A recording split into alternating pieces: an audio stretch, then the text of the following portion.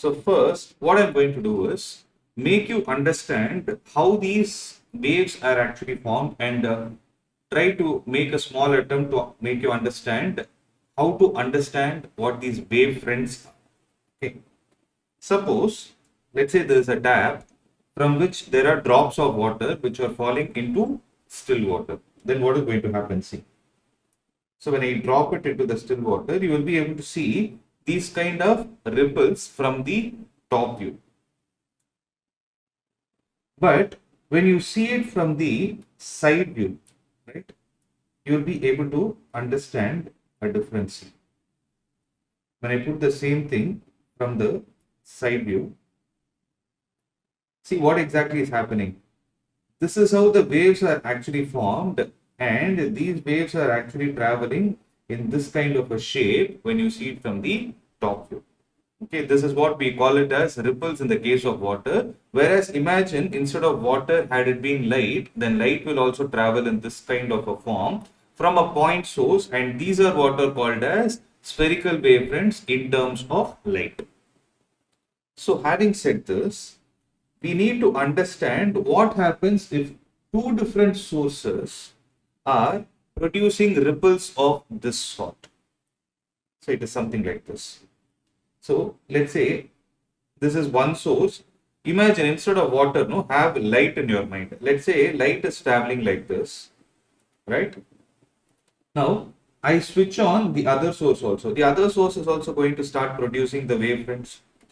So here one important thing that you will be able to observe is there are certain spots which are bright and there are certain spots which are dark, right? So this kind of a phenomenon where two waves superpose on each other is what we call it as superposition of waves, or more technically we call it as interference in the case of light. So this is going to be the first topic that we are going to discuss now.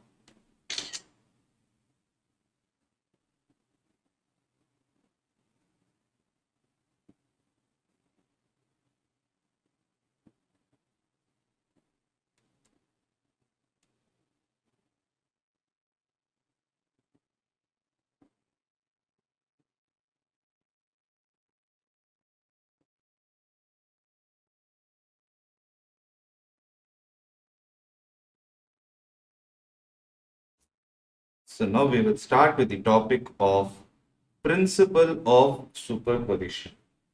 So principle of superposition has a statement which I'm going to write it now. Please copy it.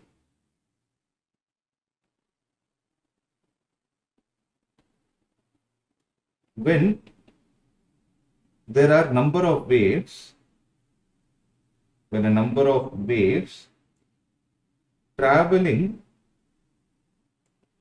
through a medium superpose on each other, then the resultant displacement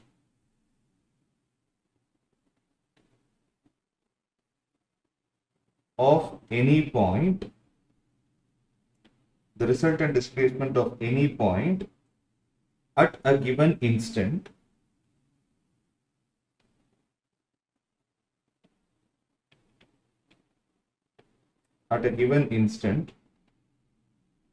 is equal to the sum of the displacements due to individual waves at that point.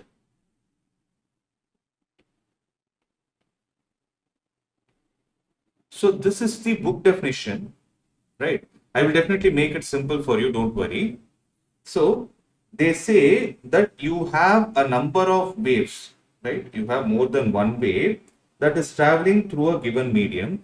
They superpose on each other. Superpose means they come in contact with each other, like how you are able to see it here.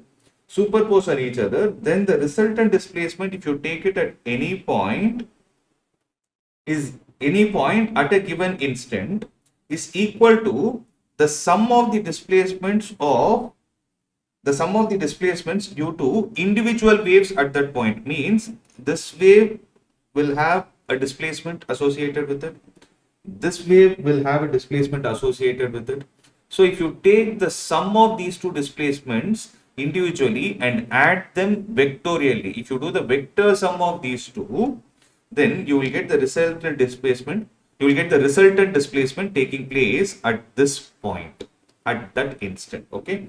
So that is what the statement says. So y vector, I can write it as y1 vector plus y2 vector plus so on till yn vector, where y vector I call it as the resultant displacement and y1 vector is the displacement of first wave, y2 vector is the displacement of second wave. So it keeps on going like this. So yn will be the displacement of the nth wave. So having all these points in mind, I would like to explain another point. Listen to this carefully.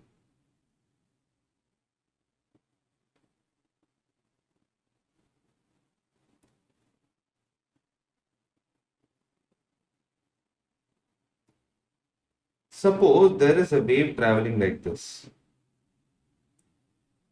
and there is another wave traveling like this, right? So let's say this is at time t1, this is also at time t1. Then the displacement of the second wave at this instant, let me say it is y2, and the displacement of the first wave at the same instant t1, let me call it as y1. So if I drop a perpendicular, that is, if I take this wave and put it on top of this, right? If I take the second wave and put it on top of this, then what will happen is you will get a resultant wave. That resultant wave at the same time t1 will have a displacement y, which is given as y1 plus y2 at the same instant t1. So this is the meaning of interference or principle of superposition of two waves.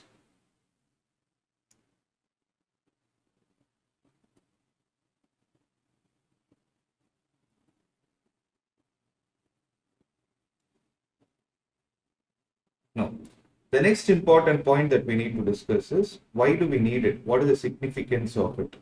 So the significance of this interference is it will help us estimate where there is a bright spot and where there is a dark spot. So when I say dark spot, it is something like this.